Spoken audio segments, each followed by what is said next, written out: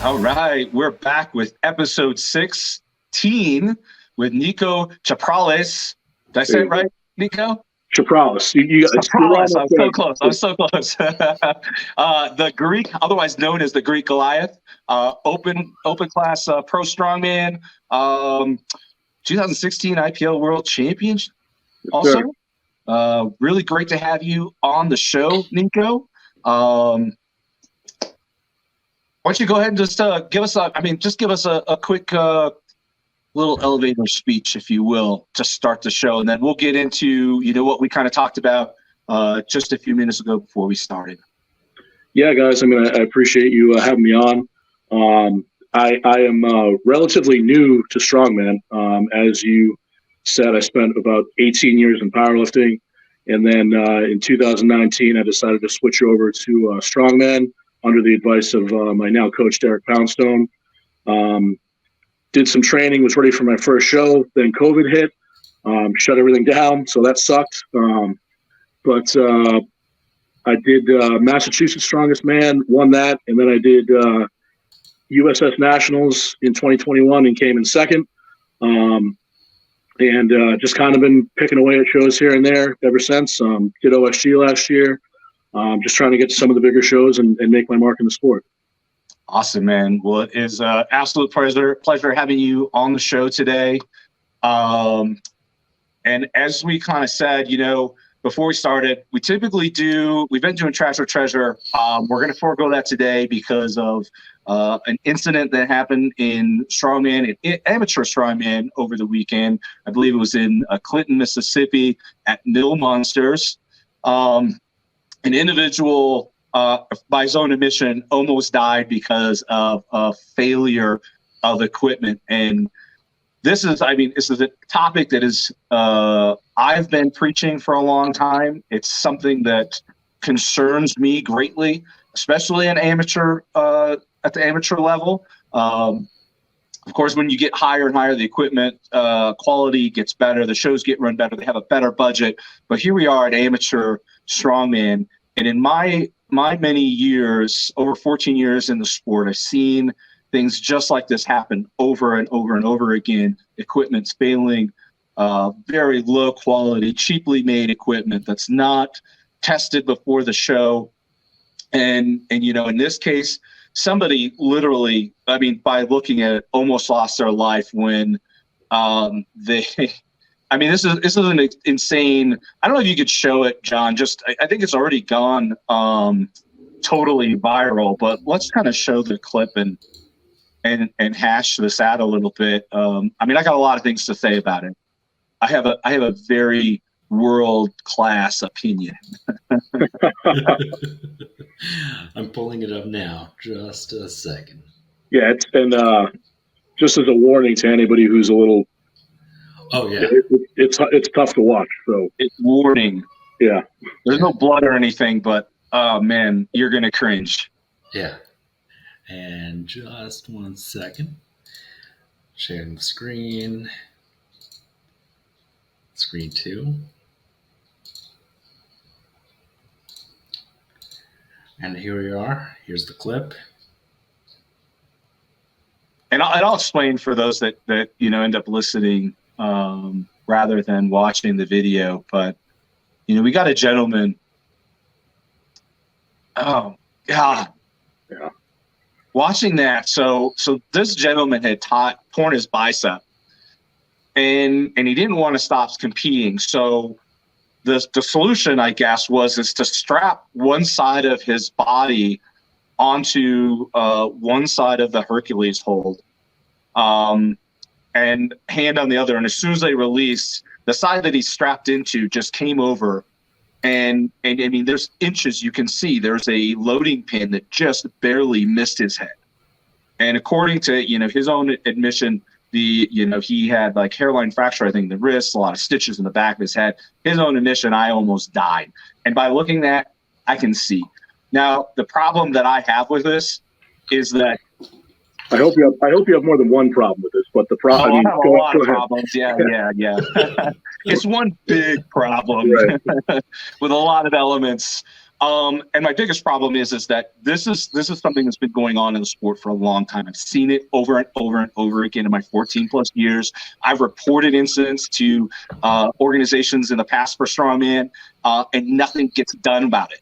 And in this case, my first reaction was that promoter needs to be held accountable 100%. Your feeble indemnity waivers do not cover you for negligence, and that is grossly negligent. What I found out is the guy that's in that scene there is also the state chair. And so you've got this case of two people that were ultimately responsible for the safety of every single athlete in that competition, completely neglecting any concern for it whatsoever. My understanding also is from third-party sources that isn't the first time that thing failed, either leading up to or during the competition. And then also, as a note, one of the competitors had emailed me a message that they had sent to Willie Wessels, the president of the United States Strongman, explaining their concern, and the simple response was, and I quote, "Both are new to their positions, rookie mistake." Like, I'm sorry, you got to be fucking kidding me. This deserves an apology, an example of how you have learned from your mistakes, and an absolute assurance that it's never going to happen again. This isn't a mistake. That was 100% avoidable and put everybody's well-being, if not their lives, in danger that day. This isn't something that you just sweep under the rug and forget about.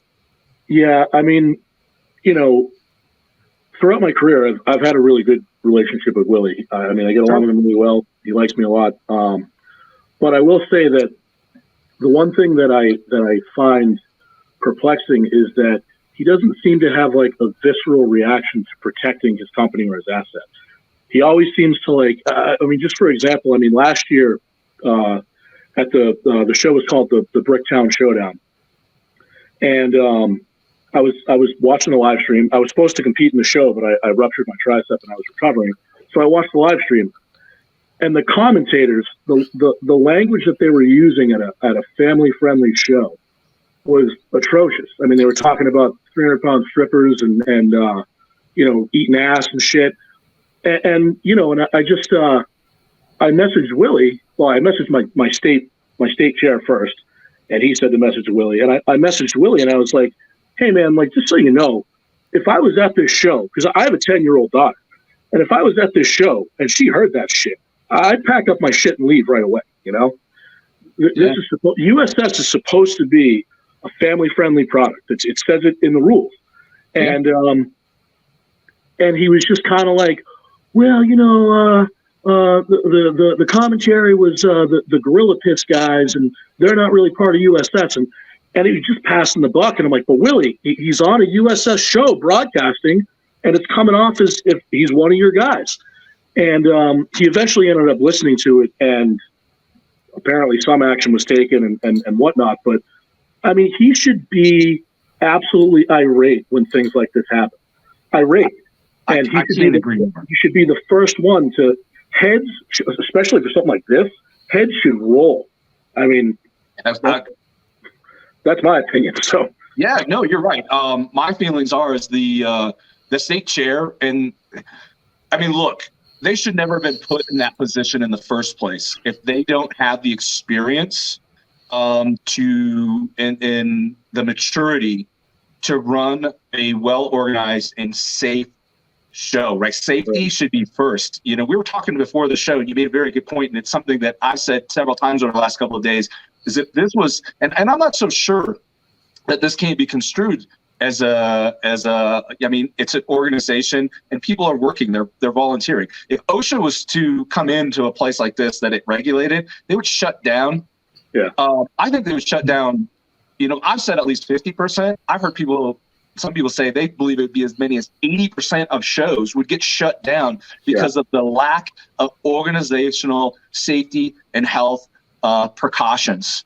And this is just a mind-boggling example where you've got, basically the blind leading the blind. There's two people that do not have the experience, clearly not the maturity, because they didn't even address the potential for harm to other athletes. It was shrugged off. It was like, I was the one that was in there. I got hurt. I'll take responsibility. We'll move on. Well, no, you're damn lucky that didn't happen to somebody else. Right. Yeah.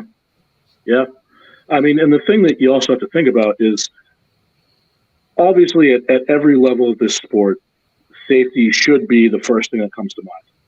But absolutely, when you look at guys that do pro shows, I mean, I have Ragnarok games in 3 weeks, and there's $20,000 on the line, and you may push yourself to a point that you wouldn't if you were an amateur. However, when you're looking at the amateur level, strongman, what people forget is strongman is a product that people buy. When you're an amateur athlete, you are paying to compete in that show, and you're paying for an experience. And you're not paying to have a dangerous experience or an unpleasant experience. You're paying to go there for that day. And the hard truth of this sport is that 90% of the athletes either will never go pro or have no aspirations of going pro, and they just want to enjoy their day, which is great. It's fine. It's what makes this sport run off of people like that. Right. And for people like that, for them to pay their hard-earned money, whatever the entrance fee is, usually $50 to $100 for whatever show you're entering, and to come into an environment where they're going to be unsafe is completely ridiculous and unprofessional. And it's unacceptable. It's got to be out of the sport, Yeah, it's unacceptable in my opinion. You're absolutely right. I mean, it's a product, it's a service, it's entertainment. You're paying for entertainment. It's just like if you went to the the theme park, right? And you rode a ride, you're paying $50 or whatever, $60 to take a ride, and it fails. You might not die, but if it fails and you get hurt, you're not going to walk away and just say, "Oops, rookie mistake," or just be like, "Oh, that's okay," Why do we do that in strongman? Why? Where does this culture of tolerance come from? Because and I've said this in the past, and you're right. We're on the same page here, Niko, and I love this because I said numerous times that as an athlete, you are the customer. You're owed a minimum level of safety and quality for what you're paying for. And yes, there needs to be a reasonable expectation to be in a safe environment. Like, it's different if you're like pressing a log and you drop it on yourself. Right. To me, that's athlete error. You're going in and you're accepting that risk. That's what indemnifies the promoter and the organization. But when you have equipment that is failing, and I'm going to use America's Strongest Man here too. I think it was last year or the year before when they had the heavy fingers on that slick ass convention center floor. I stopped watching because I was seeing those guys slip and I didn't want to see that fall on anybody. And I'm so glad that it didn't. But it's things like that are so overlooked and ignored that have got to stop before somebody actually does die. I'm surprised it hasn't happened yet. God, I hope it never does. Well, I mean, yeah, it's as you said, I mean, I'm glad you brought up ASM because it really does happen at all levels. And I feel like it is difficult at some of the bigger shows. Like, I mean, this year at OSG, we had the hurricane, which turned a 3-day show into a 2-day show. And we had, the first day was just an absolute nightmare. We were there for like 18 hours. It was just insane. And, but the second day, the finals, which, obviously only the top 10 of each class form the finals. So it's a much more relaxed day as far as competitors because you cut the field down by 80%. And, during the car walk, I don't know if you guys saw this, but one of the women's middleweight, I don't recall her name. Yes, she broke her femur. Her ankle like shattered in the car walk. Nancy Johnson. Yeah. And, they were doing. I don't want to come down on them too hard because they really were. They were doing their best to keep the floor as safe as possible. They were going through after every run with leaf blowers, but people, you know, they were heavily chalking their back, and there was chalk all over the place, and she probably hit that one spot that had a pile of chalk and just wiped out with I think her car was like 650 pounds or something, and her ankle turned, and just it was brutal to watch. I mean, yeah, I've seen the video, man. We thought the car landed from the angle that you did, but it was gross. Yeah, and to hear her scream was difficult, to say the least. And she's making a great recovery, which is awesome. But so after that, when the men's over 50 went, Nick Best is walking up and down the floor, and he's like pointing to all the spots that he wants cleaned up, because he's like, "Oh, I'm not breaking my fucking leg. What the fuck?" Yeah. You know. So, but yeah, and I mean, and I'm not coming down. Listen, Lynn runs a really tight ship. He's a great promoter. So I guess my point is that, you know, the sport is dangerous enough that things like this can happen at the highest and lowest levels. And, you know, sometimes it's negligence, and sometimes it's just, you know, it is what it is. But freak accidents are going to happen, right? Right. Freak accidents are going to happen, and you may be able to write them off, you know, as acts of God, if you will. But yeah, when it comes to negligence, but this particular, case, I mean, this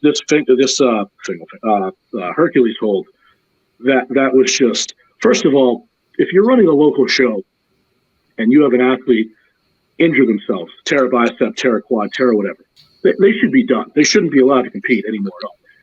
To strap someone into any implement so they can't that would be like duct taping someone to a Husafel and saying, go to town, you know? Go to town. I mean, hope you don't fall.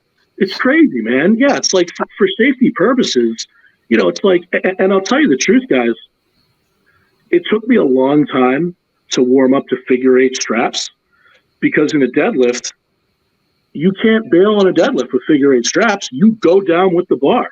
And before I learned how to kind of use them properly, like if I would miss a rep, I jammed my arm a couple times and fucked my wrist up, and I'm like, man, I don't know if I like these things, you know? But risk versus reward, I stuck with it, and I prefer them now. But, you know, but just, I mean, and that's something as simple as that. I could never imagine tying someone into a Hercules hold. Like, what was the game plan there for when he had to bail, you know? There was so many things. You have to let go, you know? Like, how could you not see that going off horribly wrong? I mean, it's crazy. It blows my mind, and I'm not blaming everyone per se. The organizers certainly are to blame. You know, the guy that was strapped in was the senior official at that show. Should have known better. Should have put a stop to it himself. He probably shouldn't even been competing. You know, but yeah, I mean, so everybody just stood by. I wasn't there. I don't know if anybody said anything, and maybe somebody did. But you know, watching that video, you're like, how didn't anybody stop this? This is absurd. But there's got to be some accountability, and it really blows my mind that we're, you know, Monday's over. The state chair hasn't issued an apology. You know, you got there's people posting on his commenting on his post saying like this was traumatic to watch. Like, right. I had the kids there.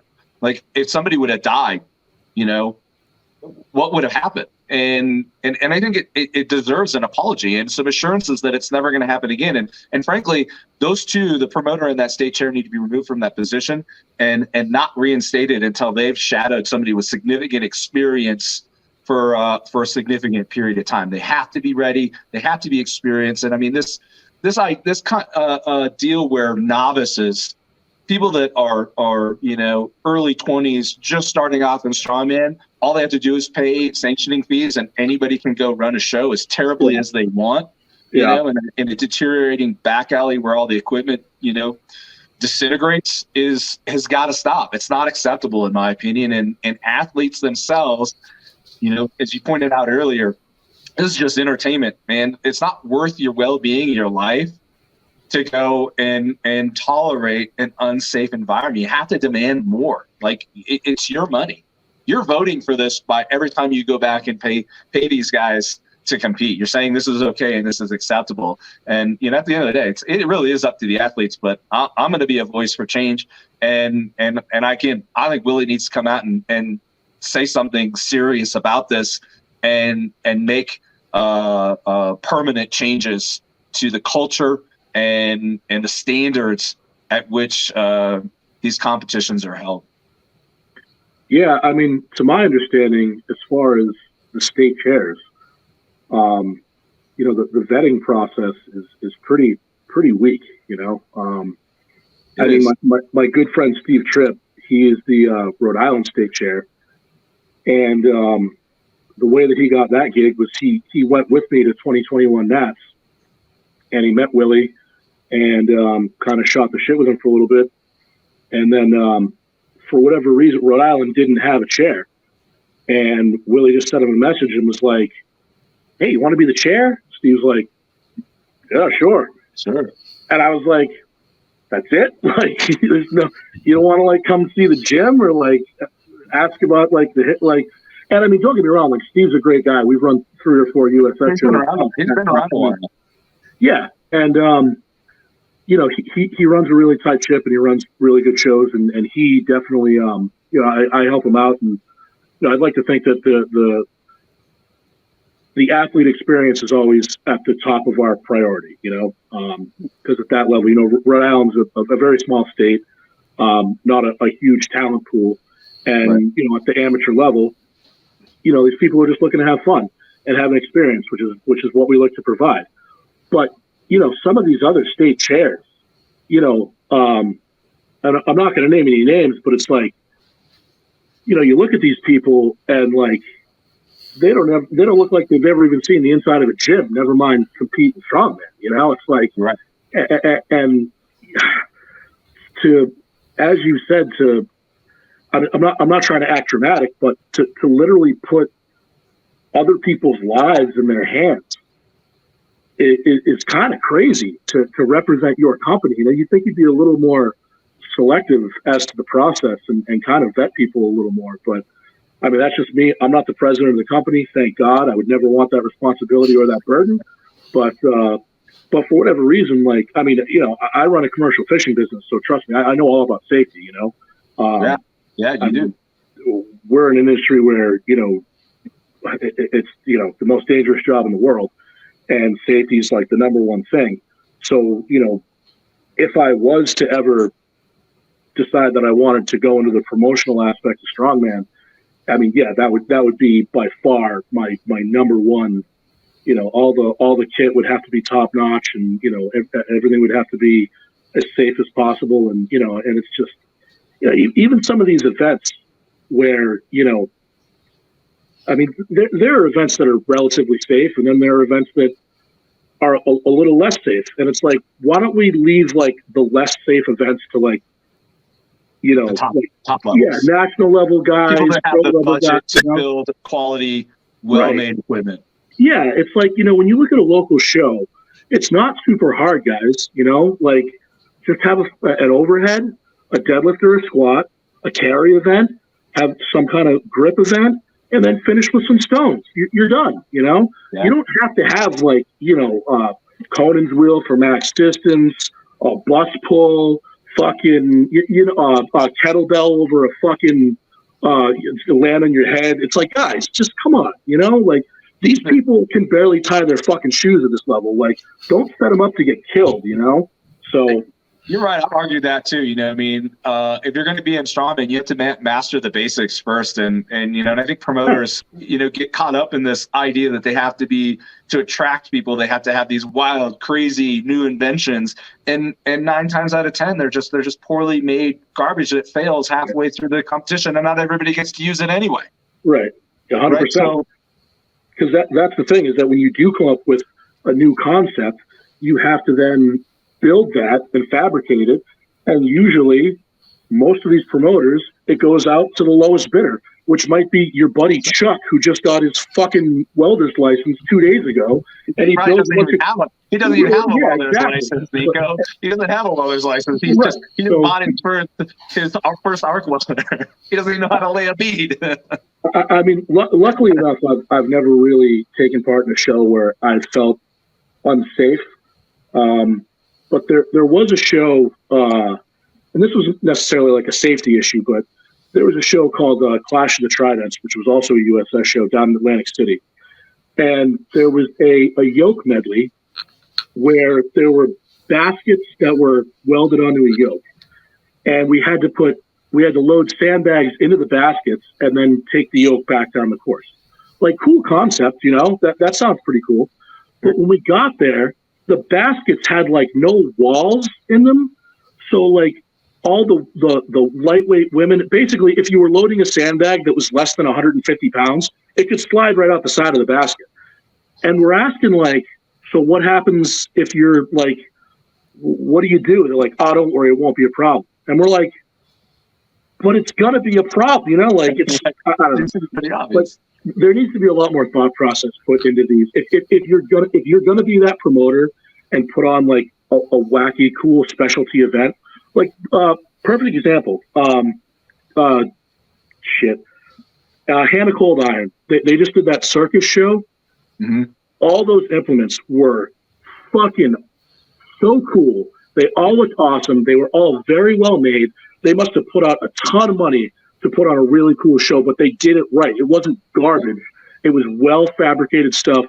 And even though it was like wacky circus stuff, everyone had a great time. It was safe and it was a great show. So if you're gonna do that, go that route and do it right, Yeah, and I mean they've got experience, and I think it all just boils down to standards. Like standards, we will beat standards. We're going to beat that horse until the end of time. That standards and strongman have got an improvement. When we talk about standards, it's not standardizing a barbell or anything. It's like it's just having some minimum requirements.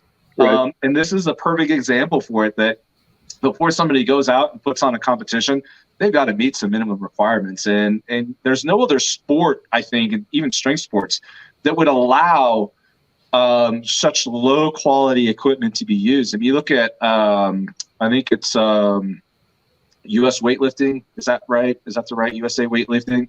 I've talked to some weightlifters about their standards. I mean, you can't even put on a competition unless you have competition plates and competition barbells in the right platform, right? Yeah. And so there's like these minimum requirements that have to be met. Why can't we have that in strongman? Well, I know the answer is because it would cut into organizational revenue, right? That's where they make all their money, is from sanctioning fees and memberships.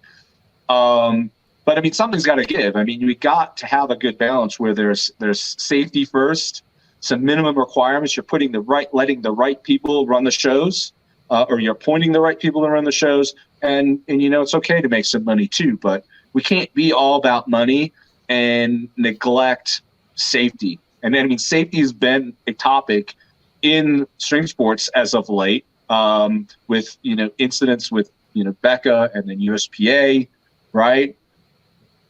People are safety concerned, but Right. This in strongman is a safety concern that I've seen time and time again. It's a real present danger to physical health, to a lot of athletes every weekend. I mean, I've seen everything, man. I've seen Hercules fall apart. Hercules apparatuses fall apart and hurt people. I've seen Atlas Stone platforms disintegrate. I've seen Atlas Stones disintegrate. I mean, it's just this over and over and over kind of. I mean, it's an overabundance of safety issues, and it needs to be taken care of. And yeah, again, I'm going to keep talking about it. It's nice to hear. I think everybody typically agrees when they really understand the situation behind the madness. And something's got to give. And I really, really hope that the people who make the decisions will step up and start, doing something about these safety issues and being agents for real positive change all around, so that everybody can have fun, but also be safe. And it's so, so important. So, yeah, I mean, and it's kind of tough in strongman because, as far as amateur strongman, you really only have two options. You have USS or Strongman Corps. In powerlifting, it's like pick three letters. It's probably a federation. It's right. like you have USAPL, you have APA, you have USPA, you have RPS, you have UPA, you have, I mean, shit, I've forgotten more than you know what I mean? Like, there's a lot that you've never heard of too, I guarantee. Yeah, no, 100%. But it's like, if you have a bad experience in a federation in powerlifting, you're just like, well, I just won't compete for these assholes anymore. Let's go start my own. Where are you going to go, So it's like, so it's even more of a reason to hold these existing entities accountable, because there's nowhere else to compete besides these two, I mean, realistically. I mean, there's a few like one-off shows that guys do, but for the most part, if you're going to want to try to compete at the national level or higher, you have to take the road of either USS or Strongman Corp. So yeah, I definitely think it's a huge issue that needs to be addressed. And I think it's up, at the end of the day, it's up to Willie and Dion, respectively, to make sure that their product is up to snuff and is a safe experience for all their athletes. So that's where the buck has to stop, is at them, 100%. John, you've been real quiet this whole time. Yeah, I mean, we didn't do trash or treasure, but we talked about a lot of trash, so that's good. But yeah, I mean, I think there's literally, I mean, we've said it before, there's nothing in my life that I would pay $100 for and then like take shit about. Like, there's this weird idea that people, I mean, everyone says it, like, it's not a matter of if, but when you get hurt. It's like, yeah, car accidents happen, but I'm still going to wear my seatbelt and hope that there's speed limits and stuff. There's this bizarre idea that, like, anytime things come up, there's this kind of weird idea that, oh, I mean, it's a rookie mistake, or these things happen, or it's, it's strongman. And you're like, wait, you can't, there's only so many times that you can say, oh, this just happens, because it doesn't happen. Like, there are ways to test those things. Of like, at this point, they're like, oh, we did have safety chains. If you look at them, they're like, the links are maybe that big on something that's holding several hundred pounds. It's at least 500 pounds. You need to test that kind of thing going the opposite direction multiple times with maximal load. There's a reason why for like fishing and other safety things, if there's anything with chains involved, you say, what's the max load this is going to take? 2,000 pounds. You want a chain that's doing at least 4,000 pounds capacity. 100%. Like, there's no way that you'd allow these weird things of like, oh, I mean, like, I'm going to pull a boat behind my car. Like, I'll skimp a little bit on the chains that I'm going to use to attach it. Like, you wouldn't do that. But for some reason, we think it's appropriate for these things to happen. And I know that it's kind of like, the running joke is like, strongman's a poor man's sport, but it's like, these basic safety precautions aren't actually that expensive. Man, I'll tell you, if this is a poor man's sport, I'm doing it wrong, because holy shit, I've spent a couple bucks, but yeah, and I think that's the weird part to me, is like, there's kind of the meme of like, it's a poor man's sport, but like, tons of athletes pay tons of money, and then you have promoters like cutting corners on things that, I mean, if you look at the comments on that post, you have a lot of people saying they don't want their relatives doing strongman anymore. They're nervous about their kids doing it. If I was a parent and I saw that happening and one of my kids was into strongman, I'd be like, hey, maybe let's take a beat. Like, maybe don't do a USS show. Like, don't. And that's the weird thing that these people don't realize, is it's a product. Like, it's funny that if you have the least bit bad experience with Amazon, they'll almost instantly refund your money to like make it right. And then with strongman, it's kind of like, well, I mean, these things happen. Rookie mistake. Yeah. I'll tell you, man, my mother, in my powerlifting career, I did 44 shows total. And I had to get to IPL Worlds in Vegas before my mother would come out to see a show. Because, like, it's not her thing, and, like, she doesn't like to see people, like, pushing their bodies to the max. Like, she doesn't watch, like, the Olympics. She doesn't, like, she just thinks that, like, humans shouldn't push themselves to, like, the edge of their physical capabilities. And, hey, that's her prerogative. But when I qualified for Worlds, my wife's parents were like, oh, we're going to come out. And I mentioned to my mother, I'm like, oh, yeah, Mike and Gail are coming out. And then she was like, oh, well, I guess we can come out. And I was like, okay, like, if it's that. And every attempt, like, I was like super laser focused in, but for my openers, I kind of like scanned the crowd to like find my mother, and she was just like this the whole time. And I'm like, oh, fuck. So I can guarantee you right now, if I chose strongman before powerlifting and I was a complete amateur in this sport, and something like that happened and my mother was at the show, forget about it, man. She would fucking chain me up and throw me in the basement and tell me you're never leaving again. So yeah, it's a really bad look, you know. And It just looks so bad. It does. And I I just mean, don't understand, though. There's so much going wrong with other sports and other federations right now. You think you'd want to be on your toes of like, there's people worried about predatory coaches. They're worried about athletes. They're worried about safety. All these things. You're under a microscope right now. That's the time to improve these things. And like in powerlifting, I know how it is of like my wife seeing me at like shows. It does make you nervous seeing these things. And that's something that's a very controlled environment. There's this thing of like, you need the calibrated implements, you need all these things. And I think there is the excellent point you guys said of like, you need to be able to prove yourself to move up. Like as an athlete, you do that. Like you get better and better and you get more advanced, your techniques get more advanced. It should be like that with promoters. If you can't run an entertaining show, like our friend Frank, who does the behind the scenes for the show, he did like amateur show unsanctioned last year that was super fun, and it was yokes, sandbag, just your basic axle, like 18-inch deadlift, and it went off really well and it was run really well. And I think there's this odd idea that for some reason you have to make it like a carnival and make things crazy for people to want to watch. And it's like, I can say from firsthand experience seeing like the Rogue Invitational, there are people out there who will watch people just doing pull-ups. Like they'll watch like it's powerlifting is a very simple 3 basic things, and you still have audiences. But then it's like for some reason with strongman, they're like, oh, the reason people don't take us seriously is because we don't do enough goofy, elevated things with weird, janky equipment. And it's like maybe get the fundamentals down before you start doing these bigger things. I don't know.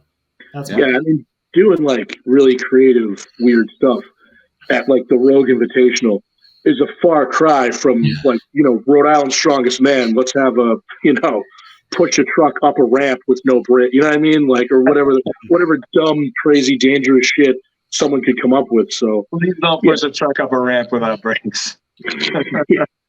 So I mean, you know, it's just like, you know, I think that at the very basic level of the sport, you should just have very basic events and allow people to, you know, because, you know, strongman really is a lot about learning how to manipulate yourself around the implements. I mean, you obviously have to be strong, but if you don't know how to handle certain objects, you know, you're just not going to, that was the biggest challenge for me coming from powerlifting to strongman was I had all this raw strength, but you know, when I went from, you know, bench pressing a barbell with calibrated plates to having to like do an axle clean and press with a fixed axle, I'm just like, what the fuck? What is going on here? You know, and you know, as you said, until you master, you know, log clean and press, axle clean and press, deadlifts, squats, and stones, and some variety of front carry, you really don't have any business like doing all these other whacked out, you know, circus type events. That's just my opinion, but you know, you need to learn as an athlete how to keep yourself safe first, so that when you do run into these situations where someone puts you in a dangerous situation, you're at least able to kind of protect yourself and be like, okay, this isn't, you know, but if you're such an amateur that you're just, someone's like, you know, points to that, and it's like, okay, we'll go do that.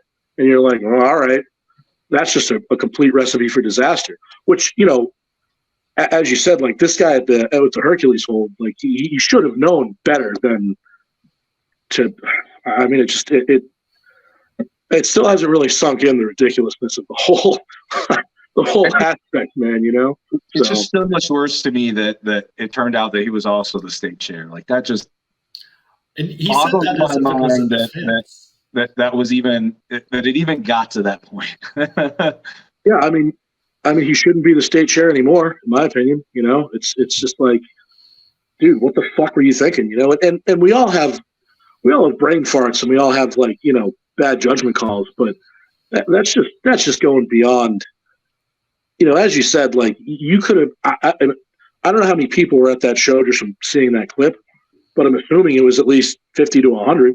I mean, 100 people could have just been forced to watch you die, you know? Yep. And then we'd really be having a much different conversation right now, you know? And it would probably Exactly. be, you know, is the USS about to be dissolved? So, Yeah. And that's why we need to have these conversations now. You're absolutely right. Is the potential was there? The potential could happen. I mean, this could happen again, and somebody could die. If we don't start talking about it and making corrections now, right? It could be too late, and that's the place that we don't want to be. And you know, me, I'm a big advocate. Well, it's not even being an advocate. I mean, there's no way anybody should be calling this an accident or a mistake, because it was 100% avoidable. And you know, Niko, working in a highly regulated industry, that if something like this happened, you know, somebody got, you know, hurt because of negligence, or even a safety issue, it doesn't even matter. If you walked into your boss and said, it was just a mistake, they're not going to tolerate that. People get fired all the time in the oil and gas industry, where I spend a lot of time, for coming in with such lame reasons for serious safety issues. Let me tell you something, man. When we get boarded by the Coast Guard at sea, they do not fuck around. If any of your safety shit is on a line, on a date, if you're missing anything, the fines for those violations are huge. And they should be, because if you're out there and the shit hits the fan and you need, you know, survival suits, a raft, flares, and you don't have it, you're going to die. So, you know, those fines are thousands and thousands of dollars. And I'm fine with it, because that's how it should be, because that shit's going to save your fucking life, you know? Yep. And, you know, I don't know how you implement some kind of system like that in strongman, but, you know, at the very least, the promoter of that show should be fined heavily or forced to resign from their position. Make it their choice. So I agree 100%. You know, it's unfortunate. You know, I was talking a little bit in DMs with Emmanuel Piscari about this. You know, he commented and we talked back and forth. And it sounds like in Germany, at least, there's actually laws that regulate events like that. So by law, they have to follow certain safety standards. And you know, maybe Luke Davies can chime in, you know, let me know if I'm wrong here, but it looks like the UK also has some regulatory agency that oversees it. And I don't know about the rest of the world. The United States, as far as I can tell, does not. Right. I don't know that OSHA would get involved, because it's not. I don't know. It's still an organization, and we still need, you know, there's a lot of concern for safety and health. So I don't know, but I think it's worth some research on finding out. And you know, if the organizers themselves and the organizations themselves don't step up to it, I honestly think that it's time for, you know, some bigger conversation and seeing if there's not regulatory agencies that can come in and force them to do it. And I'm willing to take that step. But at the end of the day, all the athletes need to start speaking up for each other and speaking up, period, and ensuring that everybody's safe. I mean, the thing that I loved about strongman, the thing that drew me into it back in 2008, was the camaraderie. Everybody was there to help each other, no matter what, cheer each other on. We've got to be there, having everybody's backs and making sure that they're not putting themselves in a situation that can cause them harm, and, you know, vice versa. You're out there and you're at a competition, you see something like this, you got to say something and put an end to it. Like I don't know about in fishing, Niko, but in oil and gas industry, they have something called stop work authority. And it gives everybody to the lowest man the authority to stop work if he sees anything safe for any reason without retaliation. And I think in strongman, we need to kind of create that culture where everybody understands that they have the power to stop things when it looks unsafe. And let's talk about it, and make sure that things like that do not happen again. Yeah, 100%. And the thing is, like, some sports do have regulations. The funny thing is, in Texas, shout out to Big Tex and Rob and Esther, they've been trying to get combat sports like MMA to be allowed in Texas, because Texas has a lot of like regulations. And I remember I was a volunteer at the USS Pro International. So it's like competition where people are doing like 1,000-pound yokes, all these things. I mean, we had some like EMTs on scene, but like nothing too crazy. And then there's a big deal that afterwards there was supposed to be an MMA fight, and it almost didn't happen because the state requires you to have an ambulance on scene and like a certain amount of like licensed doctors or something, like all these things to make sure it's safe. And it was kind of funny to be like, wait, so you can like lift several hundred pounds above your head and you don't need an ambulance on scene, but like two guys like bare knuckle fighting, like that still is a big deal. But it was interesting, just this idea that I think sometimes there's just this thing of like strongman's kind of in its own little realm where somehow there aren't real world consequences for things that like other organizations actively experience. And I think it kind of like it holds the sport back in a way of like not having these things of like, you want to be taken seriously and have a seat at the table, you need to act serious. So like powerlifting federations, they're a dime a dozen, but like if you don't run good shows and stuff, your federation is just going to like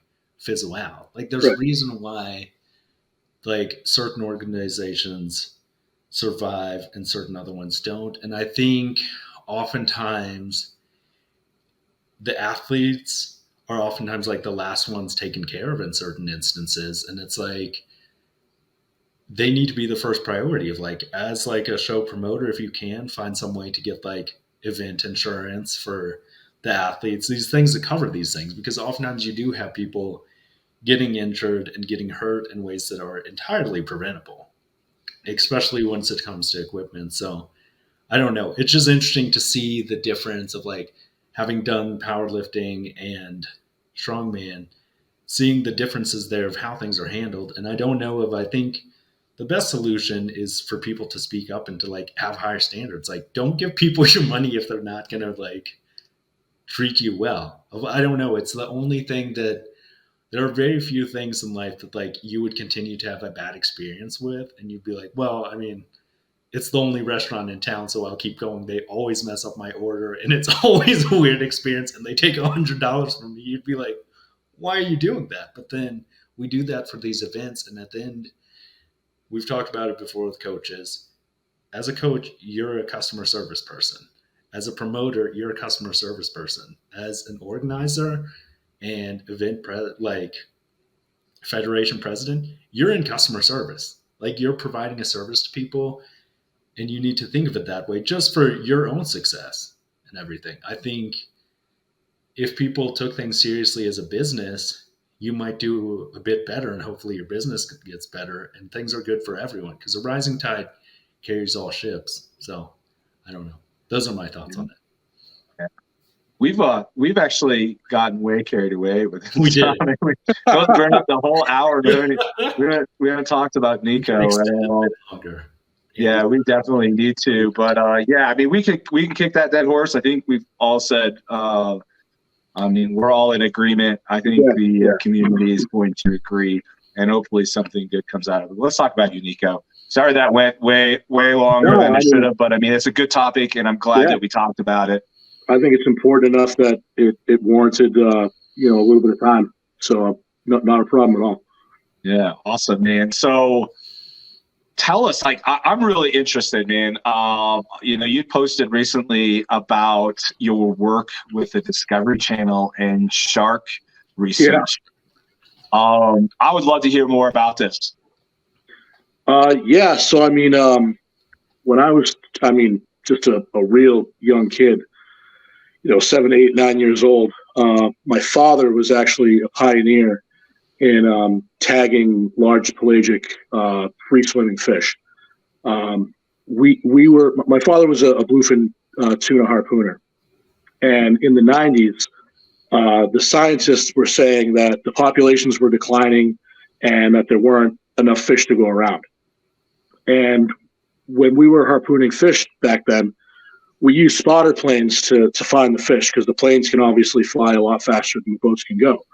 So the planes would fly off and find the fish, and the boats would come in and harpoon the fish. And when the scientists said that the stocks were down, the planes did an aerial survey, and they took pictures of I don't remember the number off the top of my head, but in like a 3-day span, they took pictures of over 40,000 individual bluefin tuna. And they brought the pictures to the scientists, and they were like, you know, you say the stocks are down, but like we have all this evidence that there's a ton of fish out there. And the scientists were like, well, we don't know if you're just photographing the same fish over and over again. We don't know if, you know, the fish were here and then they were there and you took pictures of the same groups. So, so in order to debunk that, we started tagging these fish and tracking them. So that's how my father kind of got into it. And he did a ton of work tagging bluefin tuna and basking sharks. And up until 2009, I believe it was, a great white shark had never been tagged in the Atlantic, mainly because they were incredibly rare. They were never really, they don't spend much time at the surface in the open ocean. And the only time you really see them is when they come into shore for predation habits, which is mostly on seals and dolphins. But it just so happened that one day, one of the tuna planes was flying in from offshore and saw a huge shark in like 10 feet of water off the backside of the Cape. And he called the DMF, Division of Marine Fisheries, and the head scientist, his name's Greg Stomel. And Greg had been trying to tag a shark in the Atlantic for like 10 years. So we called him and he said, hey, Greg, I think that there's a great white off the back of the Cape. And Greg was like, that's great. Can you come? Can I meet you in Hyannis and I'll hop in the plane? We'll go and we'll try to find him. And if I can identify it as a white shark, we can go out and try to tag it in the next few days. He was like, absolutely. So he landed, the scientists got in the plane, they went back up, and as they were going back down the beach to try to find that shark, they saw 3 more that were all identified as great white sharks. So the next day, we mobilized our harpoon boat, the Easy Does It, and we tagged the first shark. It was in September of 2009. That year, we were able to tag 5 sharks, and so Greg took that to Discovery Channel and was like, hey, guys, we just did something that's never been done before. Would you like to make it a project? They said yes. They came up with a ton of money because, you know, there's no money like Discovery Channel money, baby, you know? So, and then over the next several years, we were able to tag over 70 individual great white sharks. And we did 3 shows on Discovery Channel. And we did all different kinds of projects. My favorite project, the last year we did the project was 2013. And it was called Operation Shark Cam. We had a 6-foot torpedo that was outfitted with like 6 or 7 different cameras. And we would go up to the shark and we would tag the shark with a tag that was like it was like an acoustic pinger.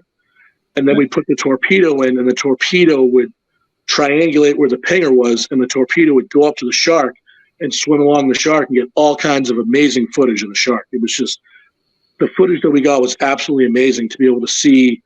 You know, you look at the animal and you can see like breeding scars, and you know where they would try to attack a seal and the seal would claw its face, and it was so amazing. I've always loved sharks ever since I was a kid, so that was like those 5 years were just like some of the most amazing years of my life. It was awesome. So that sounds like an amazing experience. So I mean, clearly, being a fisherman, you grew up next to the sea. You spent a lot of time on the sea. It just sounds like a perfect fit for. Yeah, and I mean, I'll tell you, man. Ever since I was a kid, my favorite movie's always been Jaws. Yeah. And that first summer, because no one had any idea that these sharks were here, you know, and that first summer, it was just like the movie Jaws, dude. I mean, we would tag sharks, and the media would be like waiting for us when we got to the dock, and the scientists would be like, "Don't say anything, because like we don't want to panic the public." And in the first Discovery show that we did, it was called Jaws Comes Home, and we tagged a shark, and we were tracking a shark, and the shark is swimming right for a boat that has a guy in the water diving, and I'm like, so what do we do, you know? And we're like, well, we'll see how close the shark gets, and if he gets too close, And I'm just like, this is crazy shit, man. Like, I 2 years ago, I was just pulling lobster pots and minding my own business. And now here I am. You've got police helicopters and Coast Guard boats all around us. And we got Discovery Channel camera. And it was just like, it's like, wow, this is insane. So that's wild, man. That is an amazing experience. Yeah, but I mean, how do you actually warn that guy? I guess does Coast Guard just zip out there as fast as they can? I mean, if the shark gets too close to the diver, I mean, what do you do in that situation? I mean, you can just hail them on the radio on channel 16. That's the Coast Guard channel, so everyone stands by on that channel. I'm landlocked. I mean, yeah, obviously they have radios out at sea. I'm just like, how do you contact them? I'm like, we don't have radios in our little lakes. The guy that's like, hey man, you might want to get your guy out of the water. There's a 20-foot shark about to eat his ass, so it was crazy, dude. So dude, that's amazing. But yeah, great experience. Yeah. So now you're a fisherman. What do you fish for right now? Is it like there's a particular species of fish, or do you do lobster? Is that what you're? Yeah, I mostly do lobster now. I fished with my father up until 2013, 14. And then I bought my own boat and went off on my own. And yeah, I've just, trap fishing is great because for me, I love fishing. I love the ocean, but I also love strongman and I love training. And any other kind of like tuna fishing or cod fishing or anything like that. When you're trap fishing, I know that if I leave the dock, at 4 a.m., I can go get through 200 pots and be back in by mid-afternoon and be able to get my training in. If you go tuna fishing, you could be, you're steaming all around trying to find fish. You could end up 70 miles offshore at the end of the day. And as much as I love the ocean, my true passion is lifting heavy shit. So I kind of wanted to be in a fishery that was a little more regimented. So that's what I do. And I enjoy it a lot. There's nothing else I'd rather do to supplement my strongman habit, but that's where the real fun is competing. So good. Hell yeah, that's amazing, man. I don't want to jump over you, John. If you have any questions, I've got more. I was about to say, I was like, as soon as there's fish talk, that's like Darin's jam of he likes fishing. So I was like, this is going to be good. I fly fish. I just catch little tiny trout.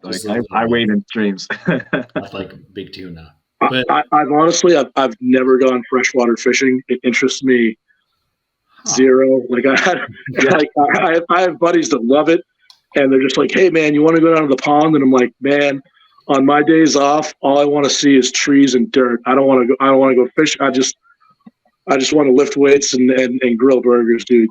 So, I'm the opposite. I've never been. I've been on the ocean. I've never fished on the ocean, and I would love to someday. Yeah, man. If you're ever out in Massachusetts, you're more than welcome to come out for a day. Man. Hell yeah, dude. I would be out there for the fresh lobster, man. Let's go up north. Our first time actually meeting in person should be up there. Yeah, that's the a huge benefit of being a fisherman is I eat a ton of fresh seafood, and I really think that I don't want to get into it too much, but most of the shit that you buy at the grocery store is just it's shit. It's garbage. Yeah. And I try to buy most of my meat off of a butcher, and I obviously source all my own seafood. So it's it's if you want to be different as an athlete, you have to do something different with what you do. Yeah. So I eat a ton of lobster, I eat a ton of scallops, and I get them pretty strong. So I guess it's working. So yeah, it's definitely working. I'm very envious. I would love to eat lobster and scallops every day. The one question I had was, you said you're getting ready for the Ragnarok games. Yes. In 3 weeks. How did that come about, or how are you feeling about the show? So I'd seen it, and I was kind of like, it looks kind of cool. But at the time, I was training for OSG, and I was before I signed up for Ragnarok games, I was going to make an attempt at the American deadlift record, at USS Northeast Record Breakers, which is 2 weeks after Ragnarok Games. But the way that it turned out, so I'm sure that you guys know that, like, Jacob Finnerty and I have like this little back and forth thing. And Jacob signed up for the show, and when he put on his story, like, he put some gimmick where it's like, oh, the Bears coming to the Ragnarok Games. And so I looked up the show on Iron Podium, and it said that registration was closed and the show was sold out. So I messaged the promoter, and I was like, hey man, I just want to know, like, you know, in the pro division, you know, there's always usually dropouts as the show gets closer. Is there like an alternate list or something that I could get on just in case, like, somebody drops out? And he got back to me in like I hit send, and he got back to me in like 17 seconds. And he's like, we would love to have you, please. Like, give me your information. Like, we'll get you right in. And I was like, oh, all right, sweet. And so I was out Christmas shopping at the mall. And I saw that, and I was getting a slice of pizza in the food court. And from the time it took me to, like, order my pizza to get it to my table, like, I was already registered, and, like, all my information was already in. And he was like, this is going to be a great show. Like, thank you so much. So really, I mean, the main draw that got me to the Ragnarok Games was, you know, I've supposed to have competed against Jacob twice now. And he always either, you know, he pulls out or whatever. But so when I saw an opportunity to actually make it happen, I was like, fuck yeah. So like an hour after he posted that he was in the Ragnarok Games, I then subsequently posted, hey, Jacob, got an early Christmas present for you. Just signed up for Ragnarok Games. So make sure your hamstring's 100%. So better not pull out. Yeah, better not pull out, which is funny because then at ASM, he pulled out of ASM.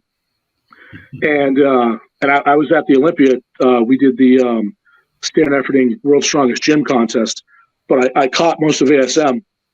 And when he pulled out of ASM, I go backstage and I kind of give him a look, and I'm like, "So, you're still doing Ragnarok Games, right?" And he's like, "Yeah, you know, we'll see how the hamstring's feeling." Da, da, da. So like every week, I've been like messaging him, and I'm just like, "So how you doing? You good?" And he's like, "Yeah, man, I'm gonna." And then he said something like 3 weeks ago about like how, you know, things weren't really progressing. And I messaged him, and I'm like, "Don't you dare, you motherfucker! You better not pull." And he's like, "No, dude, I'll be there. I'll be there." So you just need to create some classic Eddie Hall and Oberst drama on the socials, man, in public to make him feel like he has to go. I mean, you know, I just think that he called me the Joker to his Batman. But if anybody's the clown, it's him. But you know, I actually get along with Jacob really well. You know, I do like the guy. He's an incredibly talented strength athlete. He's super strong guy. Yeah, he is. But it's just like I would really I want to test myself against really strong guys. You know, and you know on that lineup, you know, you got a lot of really good international guys. You have Thiago coming from Brazil. He's a stud. You know, you have Tim Buck, who he took 4th at OSG. You have John Lester, who's the guy that beat me at 2021 Nationals. So I've always wanted to even the score with him. He's ducked me like a motherfucker ever since, too. I'm forgetting Travis Ortmeyer. He's a legend, you know. So to have an opportunity to compete against a crop of guys like that, you know, and Steve Tripp just jumped in. And, you know, we've had a great friendship, and but there's always kind of been that, like, you know, he owns Top Strength, and, you know, I train there a lot, and, you know, everybody that goes to Top is kind of like, well, whatever happened if Steve and Niko went head to head? So, and now we're going to get the answer. So I'm super stoked about it. It's going to be great. It sounds like it's going to be a great show. And I mean, Ragnarok, that's like, there's like a lot of events to that show, isn't there? It's like, yeah. So it's 10 events across 2 days, which is a lot. And just the type of events that they are. Do you guys remember in 2008 and 2009, there was that show Fortismus overseas? Oh yeah. It's very like, it's very similar to that in the fact that like, not only is there a ton of events, but there's no like give me events. Like there's no like sandbag toss over bar or like, grip event. Like all the events are super fucking heavy. They all look like they're going to suck. And I mean, I love it because it's just going to come down to like who wants it most at the end of the day. Because on the second day, the second to last event, the 9th event, is an 1,100 pound yoke. And I'm like, wow, that's going to be after an 800 deadlift for reps, 400 pound farmers, 350 log for reps, a 400 pound stone for reps. It's just everything's super heavy, you know? So by the time we get to this 1,100 pound yoke, it's going to be like, what the fuck, you know? So, I mean, quoting Fortissimus, your coach is Derek Poundstone. So you got somebody that's got that kind of experience. I mean, one of the greatest examples of strength in strongman. One of my favorite moments in strongman was Fortissimus when he loaded that 500 pound natty stone. Yeah, couldn't do it. Was one of the most insane and amazing feats of strength I've ever seen in my life. So you got, I mean, obviously a great coach in your corner to help you. Dude, I'll tell you, one of my favorite Derek Poundstone stories was when I was training for OSG this year. He arranged for us to go out to Springfield College and train at their athletic facility. That's where Rob Kearney, he's a graduate of Springfield. Okay. So Rob was training for the Rogue, and I was training for OSG. So Derek's like, let's meet up out there, and we'll just fuck shit up. And I was like, that sounds awesome. So our deadlift days, we'd go out to Springfield College. And so we did some deadlifts, and then we moved into belt squats. And I think there was like 600 pounds or something on the belt squat. And so Derek belts in, and he just starts going, and he's going, and he's going, and he's going. And my wife left, took a piss, and came back, and Derek was still squatting. And she's like, is this the same set? And I'm like, yep. And Rob's like, he's such a sick fuck. Like, why would you do that to yourself, you know? So he racks it, right?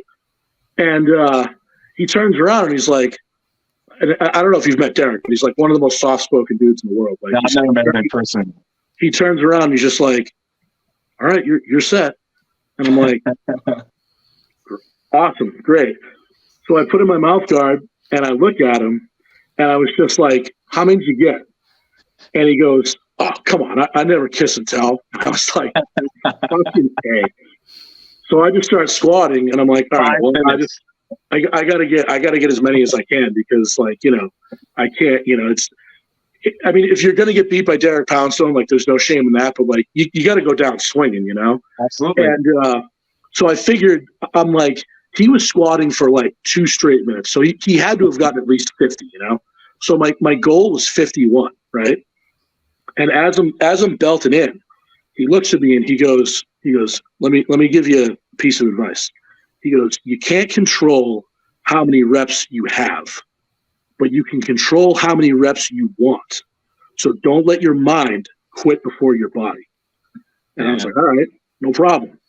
So I start going and I'm just right around like 20 or 25, like my hamstring starts cramping up and then my quad starts cramping up. So like I can't rest at the bottom or the top because like I got to keep moving because when I stretch out my quad, my hamstring starts, and it was miserable.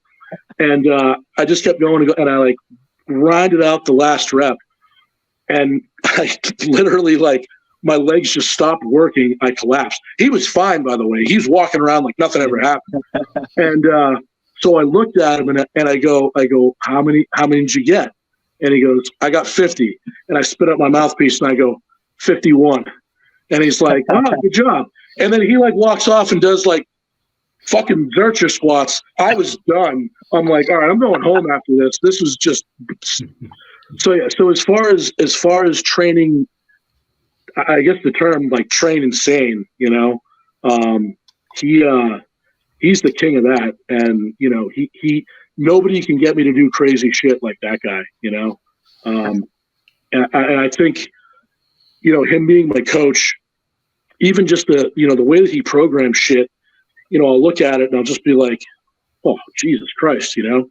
But then as I'm going through it, you know, you as a student of Derek Poundstone, like I myself, like I take that pretty seriously as, you know, he doesn't really have too many clients, like other than Rob and I, like he doesn't train like any other pros.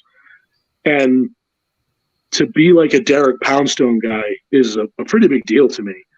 And, you know, I always want to have the reputation of just not being a quitter, because Derek was never a quitter. And I would never want, you know, his name to be sullied by one of my performances. So that's why, like, every time I step out there, you know, whether I'm hurt or I'm sick or, you know, it's just like, you know, I got hurt in the first event at OSG, and, you know, guys were like, are you going to pull out? And I'm like, no, I'm fucking here. Like, I might as well give it my best, you know? It's like I got COVID last week, and guys are messaging me, are you going to pull out of Ragnarok games? I'm like, no. What? You know, like, that's not in my nature. Like, I'm not going to pull out. I'm going to show up and give it everything I have. And regardless of how the chips fall, like, I can be happy with the way that I performed and the effort that I gave. Fuck everybody else. And if that's good enough to win, awesome. And if it's not, at least I can be happy about the effort that I put forth. And that's just kind of my outlook on the sport. And it's served me pretty decently thus far. So I guess that's what we'll keep doing. So, yeah. Hell yeah, man. I mean, that's where you got to be. I'm the same way too. And that's always kind of tell like novices and I mean, just about anybody around me. Like, if you want to be good at something, I mean, you've got to find that level in yourself that there's no quit. And when things like Poundstone said, when you get to that point where your body, you know, wants to quit, you've got to dig really deep and find a way to overcome it. That's how you win big shows. Right. You know, and that's, you know, you get into these shows, I think Ragnarok pays pretty well, doesn't it, for first? So, $20,000. So yeah, that's a couple bucks. So it's a couple bucks. So, I mean, that's the time to really find it, you know, really we've also gotten we've gotten like the little French tickler that if the pay-per-view really takes off, then money will be added to the purse. But I never bank on any of that. Like, you know, if they sell, you know, 10,000 pay-per-views, you know, what am I going to get? Like $10 in a meatball sub, you know? So it's like, man, that's $10 in a meatball sub you didn't have before, though. That is true, though, and I do love meatball subs, so I'd be more than happy to accept it. But, you know, I mean, I'm not banking on any of that. It's great to have like a, you know, a back end deal kind of feel to a show, because it's very rare that anyone does that. But just you know, when it comes to strongman, you know, it's almost like the norm in the sport is to, like, you know, be happy when you actually get paid what you're supposed to get paid, you know, because a ton of these promoters are fucking shiesty as fuck, and, you know, either say, oh, well, this deal went through and we can't come up with the funds here. So it's like, you know, dude, we're going to file that under not my problem. You advertised a certain prize pot and you have an obligation to pay it, you know? So as long as the podium gets paid what was advertised for the prize purse, I'll be a happy guy. So yeah. Oh yeah, man. Well, we wish you the very best at that show, man. So do you have like any plans for going for the record again? I mean, you said it's a little too, you know, it's not going to work out this next time, but what are the plans for the future? Yeah. So I was actually, John Lester is running USS Nationals this year in June, and he contacted me about possibly going for the record there.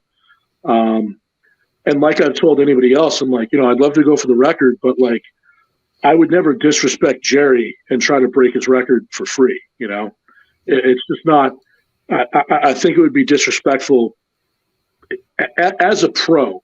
What makes you a pro is that you get paid to do something, you know? Okay. And, you know, and it's not like I'm asking for, like, you know, I mean, when Eddie broke the world record, he wanted $100,000, you know? I mean, if I break the American record, I want like $5,000, you know? And I think the American record is worth $5,000, you know? And every time money comes up, guys are just like, oh, well, you know, we'll try. And that's the end of the conversation. And it really sucks because, I mean, I'm a much better strength athlete than I was 2 years ago. I know I can pull 1,000. I'm very confident that I can pull the record, which is 1,026 right now. I would want to break the record by at least 2.5 kilo, which would be 1,031, because I think breaking records by a pound is bullshit. And realistically, it sucks because I wish a promoter would give me the opportunity to do this in contest, because this is what's holding me back from competing at Giants in the World Deadlift Championships. You know, I mean, you can do shit in the gym and you can talk about doing shit, but until you do it on the platform, it really doesn't mean anything. You know, so I would love to get the opportunity. Anybody within the sound of my voice that wants to pay me to do it, I don't care what the 3 letters of your federation are, as long as it's on a deadlift bar with calibrated kilo plates, I will take a crack at it. Because one of my dreams and my goals in my career is to compete at the World Deadlift Championships. I don't think there's any argument that I've proven that I'm one of the best deadlifters in the world, and I want an opportunity to show it on the world level, and whatever I have to do that. But I'm not going to do it for free out of respect for Jerry. So we'll see. But, I think that's fair. That's fair. I mean, I've been saying, toting that line for a long time, that pros need to get paid. That's the point of being a pro. Right. So yeah, there's nothing wrong with that whatsoever, in my opinion. Yeah, I mean, and I think that we'll see how Ragnarok shakes out. But after that, if I don't get any immediate offers to chase the deadlift record, I'll probably make a push to either do the Shaw Classic or try to get into the Amateur Arnold for next year and try to win that to get to the Pro Arnold. That's kind of my trajectory right now. What I do love about Strongman is that there's so many avenues now to get to bigger shows, and it's really it's good because it gives there's so much talent right now, coming up, and it's like you've got like the top 10 guys in the world. And then right below them, there's like 100 guys that are all like just about there. And we can all beat each other on any given day based on the events, So as far as trying to get to bigger shows, it's great now that, it used to just be, you had Worlds and then you had the Arnold.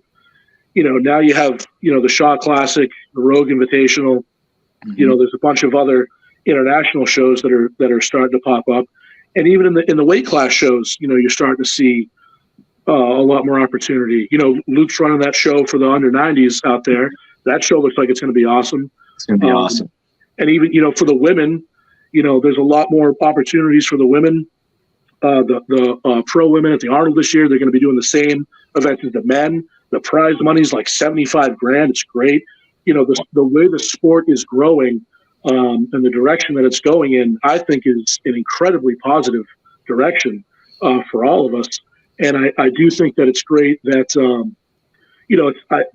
I always wanted to be an open competitor. I mean, I don't think I'd have to saw off a leg to get to 231, but I always wanted to be the biggest, strongest guy that I could and compete against the other biggest, strongest guys and see who the biggest, strongest guy is. But, when you look at other guys that are incredible, like you look at like Nikolai's never going to, come on, he's never going to be a middleweight, never mind a super, so it's like for those smaller classes. About Nick Myers, right? Yeah. He's fucking on it. And he, for those guys to be getting the opportunities that they are now with these weight class shows, it's awesome, and I think that, it should get to a point where, the women and the weight class divisions, have just as much clout and notoriety as the open. It's always going to be tough because, the general public, they want to see the biggest, strongest guys lifting the biggest, heaviest things. But absolutely, the way that they set up Clash, where it's much more of like an athletic based kind of, exhibition thing, it just gives them like their own niche kind of deal where it's entertaining and it's strongman, but it's not like, you're never going to have a middleweight, out deadlifter or out. I mean, as much as look, Nick Camby's the best middleweight in the world, right? And even at 231, like he's never going to out log press Saturnus. You know what I mean? I mean, if he would have just stayed 105 for one more show against Emmanuel Piscari, like I'm not debating that Camby's not up there 1 or 2. I wanted to see that competition so much to determine, because I mean, Emmanuel Piscari now has the world record for the log. He's insanely fast with heavy yokes. He's a powerful guy. Man, I wish that matchup could have happened. Yeah, well, I mean, obviously I'm a Camby guy, but yeah. Oh, but we are too. We love Camby. If you ask Andrew Clayton, he's better than both of them. So, but whatever. I mean, hey, Andrew Clayton really proved himself at OSG this year. I mean, it's I would love to see him matched up against Camby or Emmanuel Piscari too. I mean, it's not often you see somebody come in and dominate that field of athletes with that large of a gap at the end very damn often. And Andrew Clayton really showed, that he deserved that win this year. So, I mean, we got to hand it to him. I mean, you can hand that to him. I'm not going to hand much else to him, but whatever. Not an Andrew Clayton guy, so. Hey, none of us are everybody's cup of tea. Yeah, all good. That's my hot opinion. So here's the thing I'll say. Here's my piece. If you break the American record and you follow us on Instagram and follow me, I'll pay you 50 cents per pound lifted if you can break the American record. And I want that in writing. Wow. Which American record? Personally. Which American record? The deadlift. The deadlift. Okay, I just want to clarify. I want it on here for the record. And yeah, I promise it's going to happen. If you can, the WSO, that we're behind you. All right. As long as if you can do 505 kilos, then that might start to get a bit pricey. But, yeah, I mean, I'm a little ways off from 505. I think I did the. I think 467.5 is 1,031. So we'll hit that first before we try to go for the world record. But no, I very much appreciate that, and I think that while that offer is great, and like I appreciate that so much, it's almost like embarrassing that we're at the point in the sport where like guys have to start like grassroots, crusades to try to raise money to break records. You know what I mean? Like what? So, but yeah, I'll hold you to that for sure. So definitely, I believe in you. Thank you. I appreciate that. The fact is, the strongman is still a fledgling sport. Yeah, it's been around for 40 plus years. But I mean, in a lot of ways, it's still a fledgling sport. I mean, it started out as just nothing more than entertainment on TV. That's what World's Strongest Man really still is, right? Yeah. They film, edit, and release for entertainment. That's always been their business model.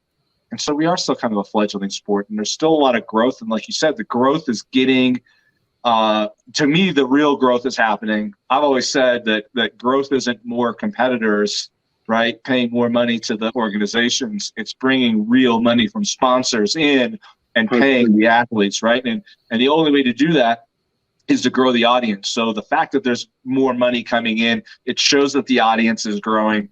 That's positive growth. That's good pro growth, but we still got a long ways to go, I think. But it's growing in the right direction. And hopefully, I mean, it's great because it's like some of the guys that I look up to and I talk to, obviously I talked to Derek a lot. I talked to Laws, and we just had Britain's Strongest Man a couple of days ago, and Laws is talking about like how the first time that he won Britain's, he got paid like $1,000. You know what I mean? So to see how far the sport's come in just like 10, 15 years, where now you're talking about all the pro shows, of the big 3 or 4, they all have 6-figure payouts, which is incredible. Yes. That's how it should be. If you're going to have a sport that you want people to take seriously, and you have these guys and literally investing their lives into becoming the best in the world at something, and you achieve that goal and you're the best in the world, and the payout's like 30 grand, how do you expect anyone to take us seriously? You know what I mean? Yeah. Like the best baseball players in the world make 30 grand a fucking pitch, you know? So it's like, Yeah. so But yeah. so they also have a much broader audience, right? And so Oh, that's like, 100%, yeah. to me, I mean, strongman's going in the right direction, needs to continue growing the sport, or growing the audience. The pots are going to grow, obviously, but you know, it's coming. And like you're right. I mean, the UK, man, they draw some huge crowds. It's crazy. Yeah, they fill stadiums. Yeah, it's insane. It's absolutely insane. So they're doing something right over there. You know, I think promoters on this side of the pond probably could learn a lot from them. I mean, they're doing better, but I mean, they need to tap into that marketing strategy, man. yeah. I mean, the promoter of Ragnarok games, Ralph Avalon, you know, I've talked to him a couple times on the phone, and that's kind of the Giants model is kind of what he's trying to base this off of, where he's got a ton of other shit at the show. It's kind of like a sports festival, and he got what's his name? That Viking rock guy, Peyton Parrish. He does like the Assassin's Creed theme and all that shit. Yeah. And what he's trying to do is he's trying to get people to come that are not like strongman fans and introduce the sport to a fresh set of eyes and have it be like a spectacle, and have people that have never seen the sport kind of get into it and be like, wow, this is really cool shit, you know? So I do appreciate his goal and his vision. We'll see how well he executes. We'll find out on game day. Yeah. But you know, I told him, I'm like, man, I'm going to show up. I'm going to give it my best, and just make sure to put a microphone in front of my face from time to time, and I'll make sure people have something to talk about. So yeah, and it drives me nuts actually a little that on stateside here, we're just not getting those athlete interviews very much, and I think they're so critical to the audience, the connecting with the audience and that audience engagement.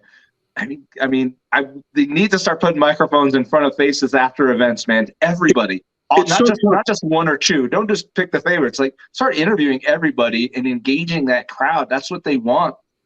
Well, when you look at ASM this year, you know, it was at the Olympia. Okay, so you have America's Strongest Man, an incredible lineup of athletes. You know, you had Trey there, Bobby, Cotton, Crowder, Claiborne, all just top of the line athletes, and Jacob was there too.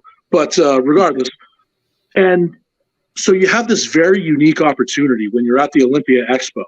Why do people come to the Olympia? Not to watch strongman. They come for bodybuilding, you know. And you're at the Expo, and there's 100,000 people, and you have this unbelievably unique opportunity to introduce strongman to new eyes and new people that have never seen the sport before. And in my opinion, they completely dropped the ball. I mean, they weren't doing interviews, and when they did do interviews, there was an instance that after the deadlift event, Bobby Thompson won. It was a frame deadlift for reps. Bobby won. They asked Bobby for an interview. He didn't want to do an interview. Okay, whatever. So they asked Austin Andrade to do an interview, and so he comes up and, you know, right in the middle of the convention center, they put the microphone in his face, and they're like, so, how do you feel about that event? It went pretty good. I'm really happy to be here. And I'm just sitting there in the front row, like biting my fucking lip off. And I'm like, dude, this is your opportunity to make yourself famous. Oh, you know, so it's just like you will never have a better opportunity for self-promotion and to make yourself money as when you get a live microphone in front of a huge crowd or a TV audience. It is that 30 seconds can change your life. And guys drop the ball in strongman on a daily basis doing it. And the formula is there. They've seen it happen. They've seen Eddie. They've seen how he parlayed that. They've seen what Evan Singleton's doing right now. It's like, come on, guys. And you don't have to, don't get me wrong, like, you don't have to be like a loudmouth prick.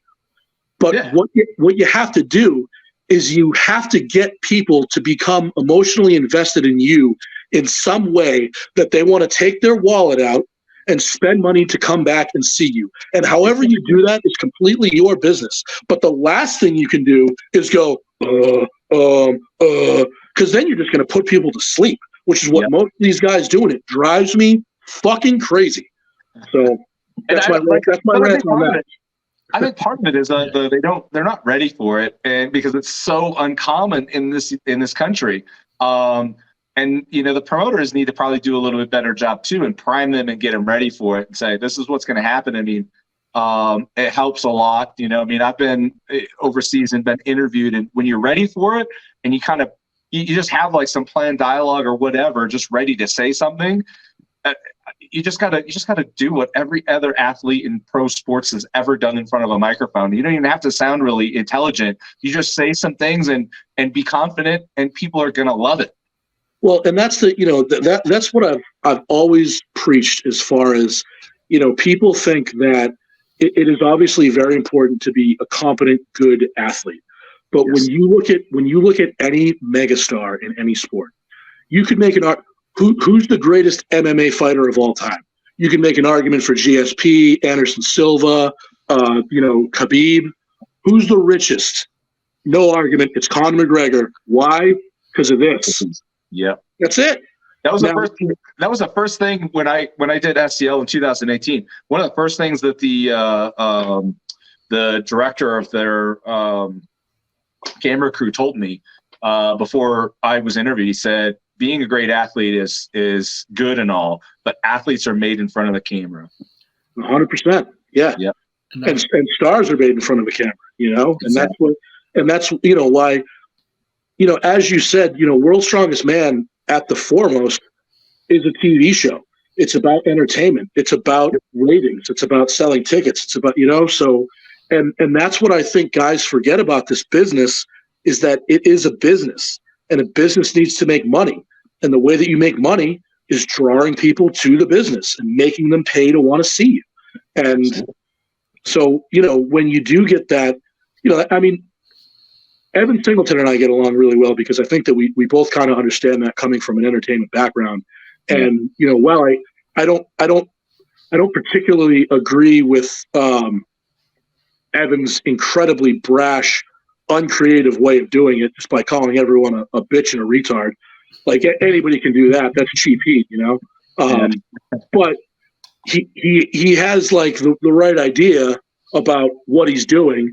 He just needs to get a little better at doing it, Yeah. So, and it's so funny because he's such a nice guy in person. Oh, dude, when that camera turns off, he is literally the nicest dude in the world.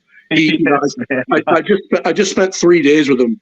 He's literally like, he's like a 6'6" man child. I mean, we went out to dinner. He literally ordered 4 orders of chicken nuggets. And I'm just like, dude, are you fucking serious?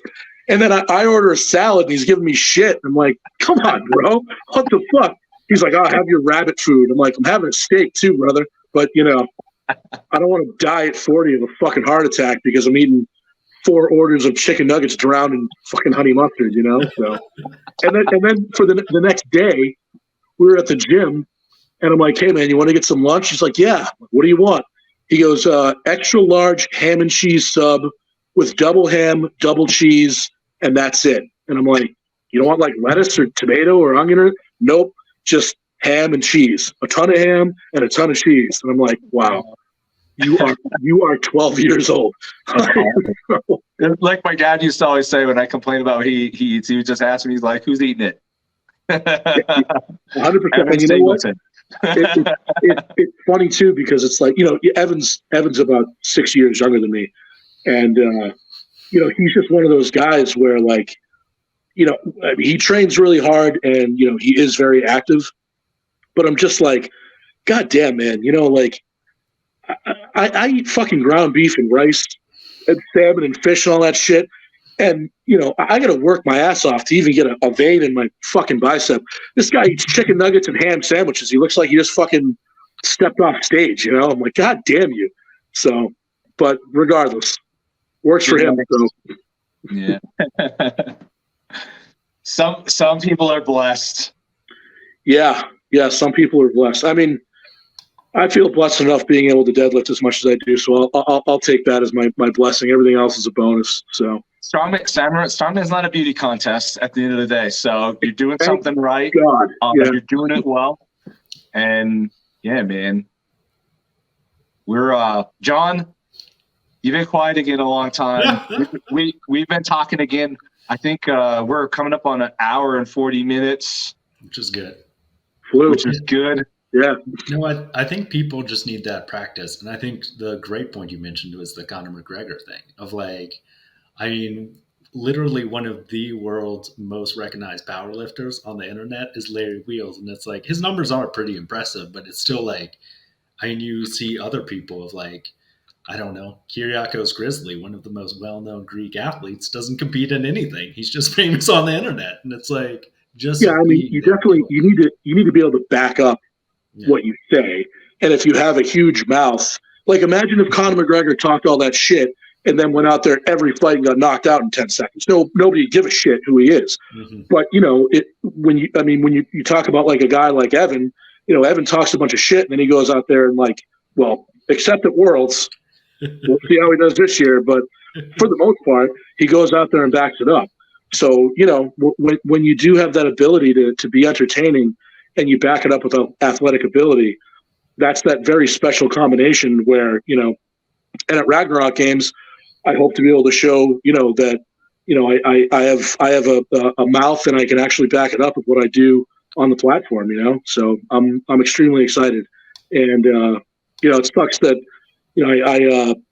this whole COVID bout is at an incredibly inopportune time, but I got an pressing workout today, and I don't think it's going to hinder me too much. I feel like by the time the show rolls around, I should be in, somewhat top form.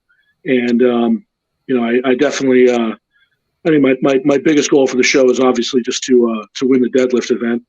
And, I'd like to get 6 to 8 reps with 800 pounds. It's no suits. It's raw. It's all raw. So 6 or 8 reps raw with 800 is it's going to be a grinder, but I think I can get it done. So that dead stop, up and down commands. Dead stop, up and down commands. It's going to be awesome. Yeah. That's going to be amazing. I'm fully expecting out of the pro guys. It's so funny too because you think of the level of pros. There's still a lot of pros that can't deadlift 800 pounds, and I fully expect there to be a handful of zeros in the deadlift, Sure. And I think there's going to be a lot of guys that tie around 2 or 3. And I realistically think that, Tiago's a pretty good deadlifter, but I don't think he has much more than 3 or 4. Jacob, if his hamstring is good, he's deadlifted 900 raw. So I think he might have 4 or 5. And I honestly think that as crazy as it's going to sound, and people might roll their eyes, but my biggest contest in the deadlift is going to be Steve Tripp. I mean, he's a hell of a deadlifter. He's a light super heavy. I mean, he only weighs 275 pounds. Yeah. But his deadlifting ability is, I've always been a better deadlifter than him, but it's never been I blow him out of the water. I'll beat him by a rep, or I'll beat him by 40 pounds on a max or something like that. But he's going to be right in the game on that event. So I'm excited for it. Yeah. Well, we're excited to see it too. What's the date? Oh shit! Yeah, to ask. It is February 25th and 26th, I believe. It's the last weekend in February. Okay, that's right around the corner. That's coming fast. Yeah, it's coming real fast. It's we got three training weeks left, and we're gonna fly out Wednesday, get down to Miami and acclimate, compete on the weekend, and then we're gonna kind of mess around on Monday and Tuesday, and then we're gonna fly right from Miami to Columbus for the Arnold, and spend that weekend in Columbus. So we got a real busy couple weeks coming up, and then as I said, the week after the Arnold, We have the USS Northeast Record Breakers at Top Strength. So we have competitions 3 weeks in a row. I'm not going to compete at the Record Breakers. I'll probably judge, but still, we got a lot going on. So excited. Well, that sounds great, man. Make sure if you're doing any promoting for the individual promoting for the show, tag WSO. We'll be happy to share and help get exposure for it. I mean, it's only going to help. Especially, if they do come through with additional payout for the pot, right? Hey, man, I need that meatball sub, brother. Come on. Gotta have that meatball sub. So anything we can do to help, man, don't be afraid to reach out, tag us, and kind of wrap it up here. Where can people find you, Niko, on the socials? I just mostly use my Instagram, which is @Goliath. That's everything you need right in that little social media bubble. So awesome, man. Well, it was a pleasure having you. I think it's time to wrap it up. We've been talking for an hour and 40 minutes. Awesome, man. Yeah, super awesome to have you, man. We wish you all the best at Ragnarok Games and everything in the future. All right, guys. Well, it was a pleasure talking to you guys, and I appreciate it. So yeah. Thanks for coming on. Sick. Support us on Patreon or Anchor, and find us on Instagram or Facebook.